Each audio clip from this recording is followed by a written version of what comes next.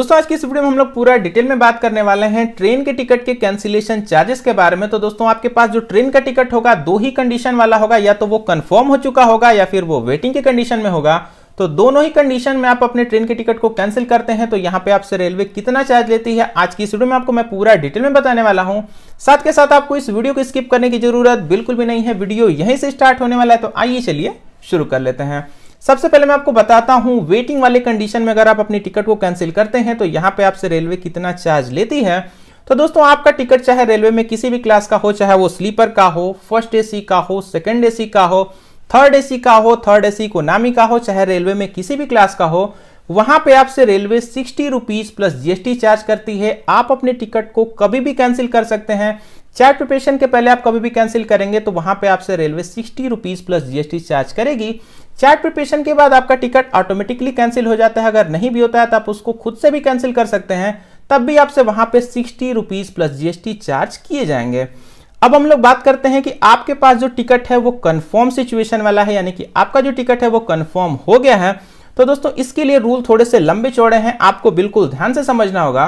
तो दोस्तों अगर आपके पास रेलवे का एक कंफर्म टिकट है, अगर आप ट्रेन के डिपार्चर टाइमिंग के 48 आवर से पहले कभी भी कैंसिल करते हैं तो वहां पे टिकट अगर आपका रेलवे में फर्स्ट एसी का है तो 240 रुपए, सेकेंड एसी का है तो 200 रुपए, थर्ड एसी का है तो 180 रुपए, अगर स्लीपर का है तो वहां पे आपसे 120 रुपए, अगर 2S का है जिसको सेकेंड सीटिंग बोला जाता है या फिर जनरल डब्बा जिसको बहुत सारे लोग कहते हैं, तो उसको कैंसिल करने पे यहाँ पे आपसे 60 रुपीज चार्ज किए जाते हैं।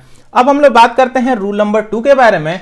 तो अगर आप अपने ट्रेन के कंफर्म टिकट को ट्रेन के डिपार्चर टाइमिंग के 48 घंटे के बाद और 12 घंटे के बीच में कभी भी कैंसिल करते हैं तो यहां पे आपका टिकट चाहे रेलवे में किसी भी क्लास का हो, चाहे वो फर्स्ट एसी हो, सेकंड एसी हो, थर्ड एसी हो, थर्ड एसी इकोनॉमी हो या फिर स्लीपर हो, किसी भी क्लास का हो, वहां पे आपके टिकट की प्राइसिंग की फ्लैट 25% यहां पे आपसे चार्ज लिया जाता है। तो दोस्तों सारे क्लास के लिए कि ये चार्जेस बिल्कुल एकदम इक्वल हैं। अब हम लोग बात करते हैं थर्ड और बिल्कुल लास्ट रूल के बारे में।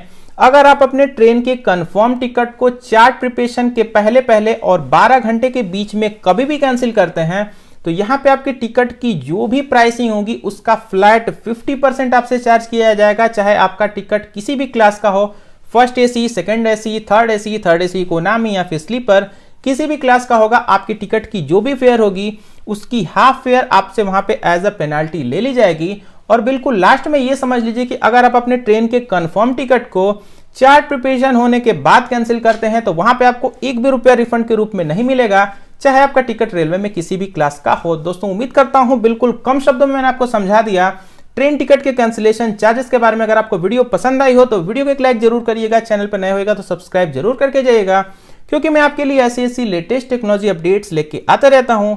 मैं मिलता हूं आपसे एक अगली इन्फॉर्मेटिव वीडियो के साथ, तब तक अपना ख्याल रखिए, take care and happy journey.